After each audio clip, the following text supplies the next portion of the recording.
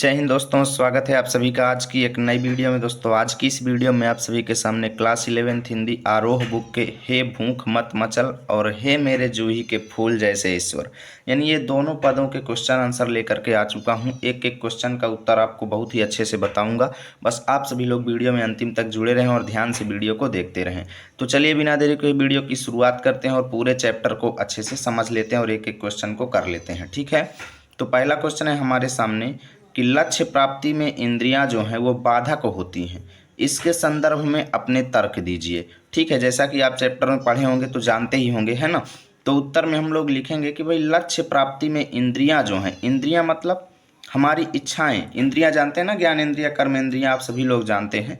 तो लक्ष्य की प्राप्ति में ये इंद्रियां जो हैं ये बाधक होती हैं, क्योंकि भाई ये हमको क्या करती हैं, सांसारिक मोह माया और वासनाओं से बांधे रखती हैं, जिससे क्या होता है व्यक्ति अपने मार्ग से भटक जाता है और इंद्रियों पर नियंत्रण करके ही व्यक्ति अपने लक्ष्य को प्राप्त कर सकता है। इतना हम लोग लिखेंगे। यानी यहाँ से पता चलता है कि इंद्रियां जो हैं ये वास्तव में लक्ष्य प्राप्ति में बाधक होती हैं, क्योंकि ये इंसान को उसके कर्तव्य पथ से भटका देती हैं और दूसरे मार्गों में लिप्त कर देती हैं। ठीक है, जिससे वो लक्ष्य प्राप्ति से दूर हो जाता है। दूसरा क्वेश्चन है कि ओ चराचर मत चूक अवसर, इस पंक्ति का आशय क्या है। तो इस पंक्ति का आशय ये है दोस्तों कि हे मनुष्यों, इस मौके को मत छोड़ो। आपको मौका मिला है ईश्वर की भक्ति करने का, ईश्वर को प्राप्त करने का। ठीक है, इसलिए इस मौके को व्यर्थ मत गवाइए, है ना, और सच्ची लगन से भगवान की भक्ति करके ईश्वर को प्राप्त कर लीजिए। इस पंक्ति का आशय ये है। तो हम लिखेंगे कि इस पंक्ति का आशय है कि हे संसार के प्राणियों, तुम्हें ईश्वर प्राप्ति का जो अवसर मिला है उसे व्यर्थ मत गवाओ। ठीक है, यह जीवन अनमोल है और इसमें ईश्वर से जुड़ने का मौका मिला है। ठीक है, और इसे पहचानो और उसका सदुपयोग करो। ठीक है, चलिए तीसरा क्वेश्चन है कि ईश्वर के लिए किस दृष्टांत का प्रयोग किया गया है। ईश्वर और उसके साम्य का आधार बताइए। यानी इन पदों में ईश्वर के लिए किस शब्द का प्रयोग किया गया है। ठीक है, तो अभी आप देखे हैं कि हे मेरे जूही के फूल जैसे ईश्वर, यानी ईश्वर को कैसा बताया गया है, जूही के फूल के समान बताया गया है। तो आखिर जूही के फूल और ईश्वर में साम्य क्या है, क्या समानता आपको दिखाई देती है वो बताइए। तो चलिए लिखते हैं। तो लिखेंगे दोस्तों कि ईश्वर के लिए जूही के फूल का दृष्टांत प्रयोग किया गया है।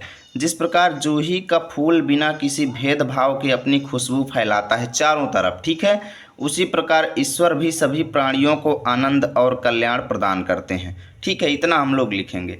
चौथा है कि अपना घर से क्या तात्पर्य है, इसे भूलने की बात क्यों कही गई है। अपना घर किसको कहा गया है, सांसारिक मोह मायाओं और भौतिक बंधनों को कहा गया है। ठीक है, जिसे भूलने की बात इसलिए कही गई है क्योंकि यह ईश्वर प्राप्ति के मार्ग में बाधक होते हैं। ठीक है ना, यानी सांसारिक मोह माया और भौतिक बंधनों की वजह से व्यक्ति ईश्वर को प्राप्त नहीं कर पाता, यानी ये बाधक होते हैं ईश्वर प्राप्ति के मार्ग में।